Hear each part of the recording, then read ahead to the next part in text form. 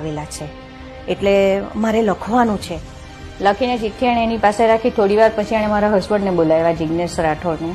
એ ચિઠ્ઠી મેં વાંચી એટલે હું સ્તબ્ધ થયો હતો કે તેમાં ચિઠ્ઠીમાં એવું ક્લિયર લખેલું હતું કે બાપા મને લેવા આવ્યા છે અને હું અક્ષરધામમાં બેસી ગયો છું. અને પછી મારા મમ્મી પપ્પાને લઈ ગયા અને બધા સ્વજનોને મળ્યો હાથ જોડીને.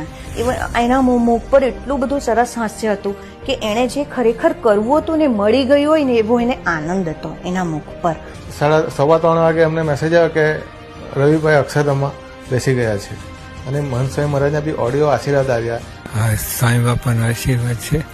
આપણા દીકરા મારના ચરણમાં બેસી ગયા છે અને બળ હિંમત રાખજો.